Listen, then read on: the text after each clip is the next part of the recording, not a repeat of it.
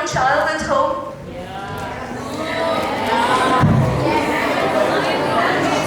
Well, a baby brother or sister, perhaps your own child, maybe a nephew? Okay. Perhaps a nephew, a niece, any young child that you know, who comes running to you with a smile on their face every time they see you. Sometimes they beg to play with you for hours, right? Now, can you imagine how would you feel if you kept calling their name, but they did not respond to you? That whenever you tried to play with them, they would get scared of you. They will start to have anxiety. They will sit in a corner for hours, crying, tears running down their face. How would you feel? In 1943, Hira Chaudhry, an Austrian-American psychiatrist and physician, first published about early autism, describing 11 children with the similar characteristics that I just mentioned. 75 years later, we still don't know what's the actual cause behind the autism spectrum disorder. According to the World Health Organization, every 1 in 100 children suffers from autism, whereas in the US alone, every 1 in 44 children. Unfortunately for Pakistan, we do not have reliable data regarding this due to lack of research on this topic.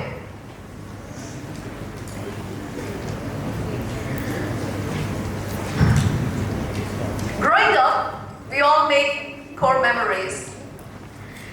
And one of my core memories was watching a child sit on the stairs of his house. Throughout all seasons, be it summer or winter, snow or rain.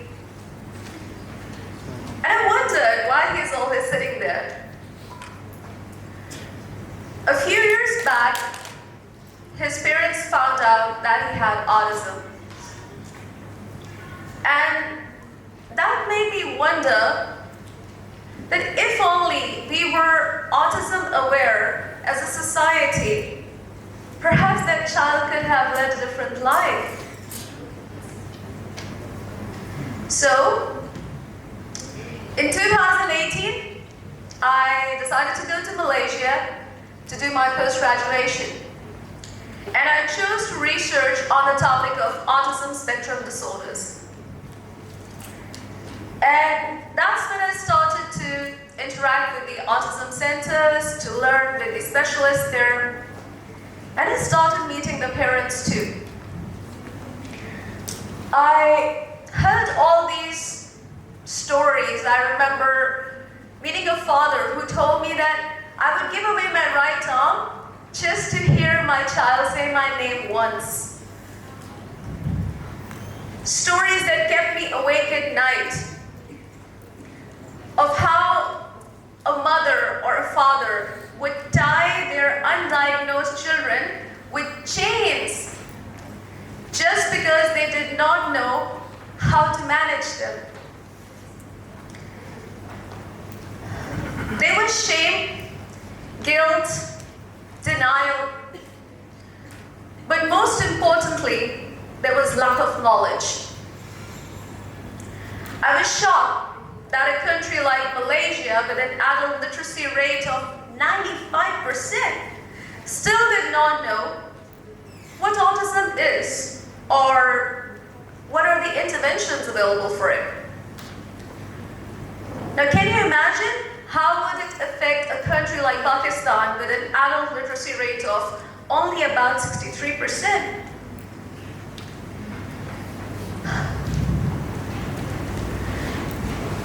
One important thing that many people don't know is that autism is a spectrum disorder. What does that mean? It means that there are other disorders that manifest similar characteristics just like autism. These include Asperger's syndrome, Rett syndrome, CDD, childhood disintegrative disorder, just to name a few.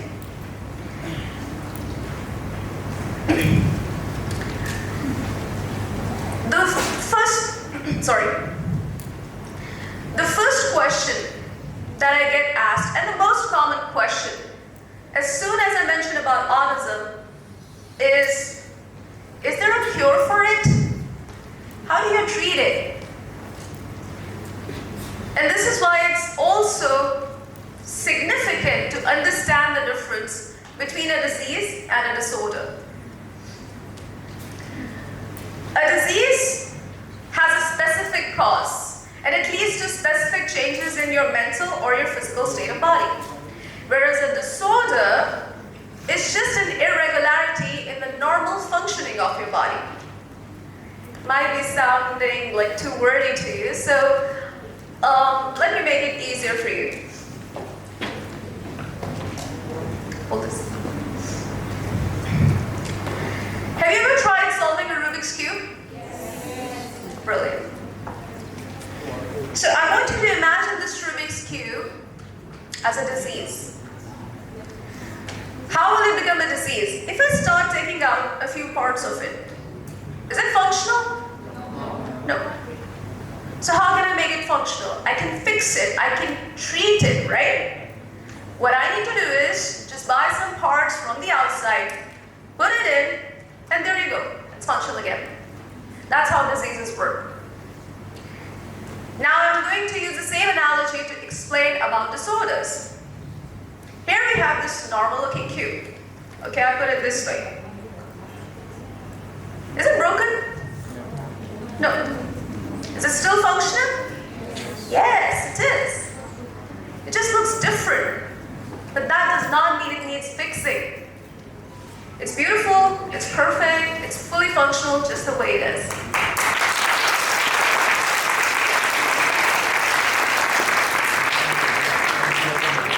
Autism is a spectrum disorder. It does not need fixing. This is why it's paramount to build a society which is not only autism aware, but also there is autism acceptance.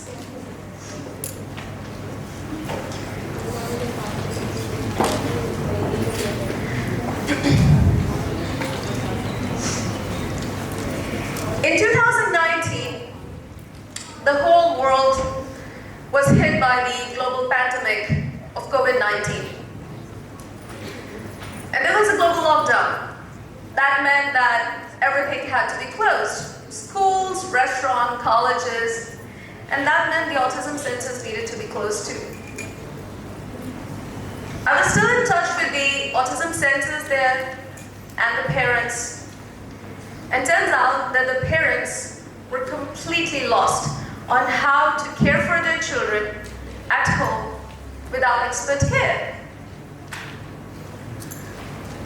So I started to write some articles about management of autistic children at home. And they kept getting published too. There were some reads, but I felt it was just not enough. And that's when the idea of MediClinic came to life.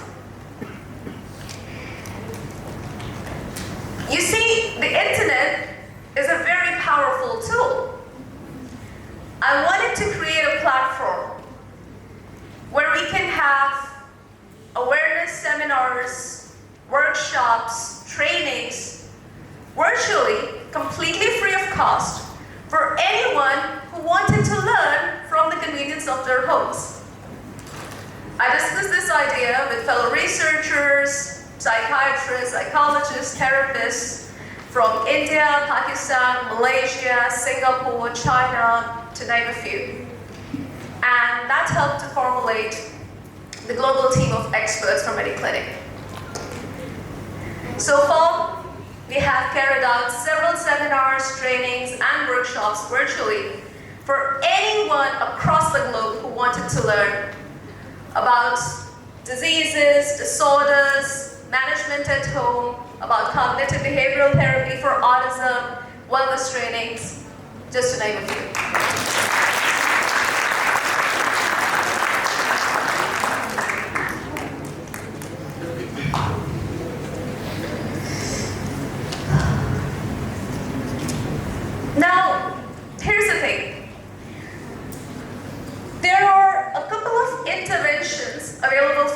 autism.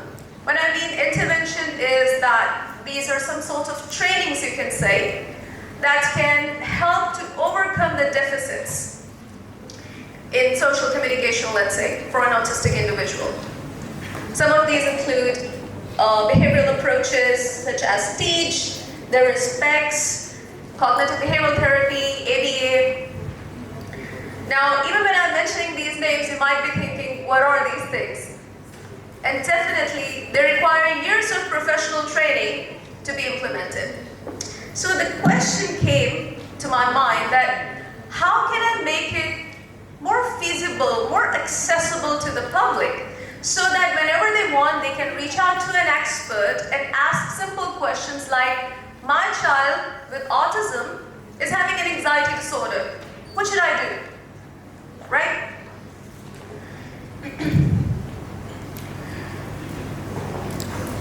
In Pakistan, unfortunately, autism is still not recognized as a disability. What does that mean?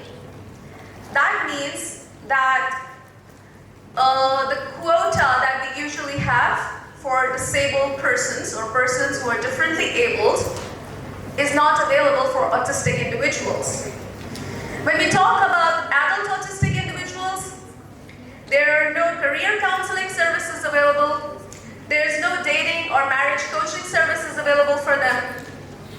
So, what are the resources that we are providing to them? This is why we not only need autism awareness, but we need to build a society which is more inclusive.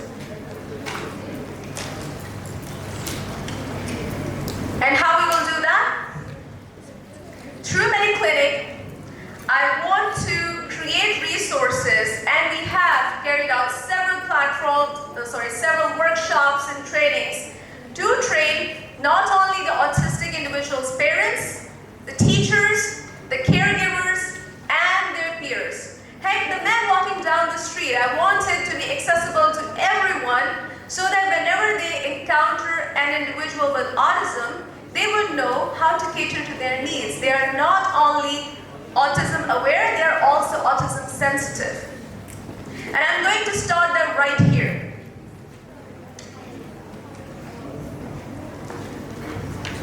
I'm going to teach you a very simple technique, all of you. You see, individuals with autism experience anxiety more often and more intensely compared to others. So what will you do when you meet an autistic individual with anxiety? I'm going to teach you a very simple technique. It's called PMR, Progressive Muscle Relaxation Technique. You do not need any professional training for it. All of you can do that at any time. I see some people in the audience doing this. Don't worry. I'm not asking you to do jumping jacks like this. You can do it comfortably seated in your positions. So I want all of you to engage with me to learn this very useful technique called PMR. If I may have your attention, please. Okay. So what we're going to do is we're going to start from down to up. We're going to start with our feet.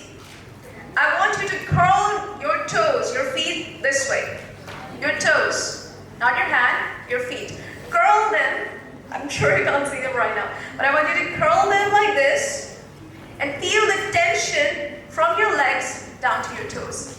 And you're going to stay in that position for 5 seconds. Come on, try it. Yes, brilliant. I'm sure you're all done with the 5 seconds. Next, we're moving up to our abdominal region. We need to relax our core of the body. So I want you to tighten your abdominal muscles. Pull them in, really stretch them hard. You can still continue to breathe through your mouth and your nose. And keep in that position. I want you to stay just like that for 5 seconds. And relax. Okay, that will release the tension and rigidity in your muscles from your abdominal region. Next, we're going to move on to your shoulders. You're going to shrug your shoulders up, like you can keep your arms down or on your lap, but shrug them up towards your ears and stay in that position for 5 seconds. Do it hard, like do it, stretch it properly so that you can feel the tension from your neck up to your shoulders. And release after 5 seconds. Lastly, we're going to move our arms in front of us. Go on, stretch them out. Yes. And clench your fists. Brilliant. We're going to hold this for 5 seconds again. You can tighten them as you like, but you should be able to feel some tension in your arms. Okay, now when we're going to release it, don't do it yet. We're not going to release it simultaneously. We do it one finger at a time. We'll count. 1, 2, 3, 4, 5. Now shake those hands and your legs. Fantastic.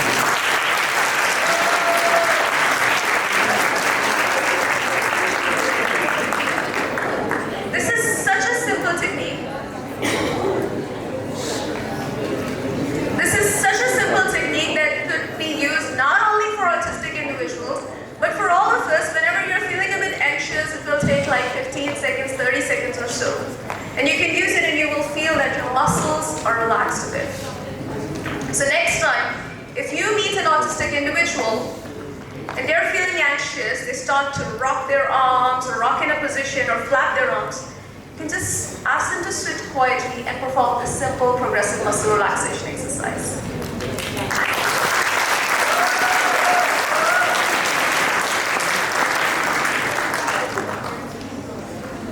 I must remind you that once you go back home, don't start telling people that you have become a therapist just because you learned this exercise. Okay? The purpose of the story that I shared with you is to make you realize that in this life, crises are inevitable. You can't avoid them. Whether they're global or individual, we will all encounter them. What you make out of that crisis and how you create opportunities for yourself and for those around you is a decision that you need to make. Thank you.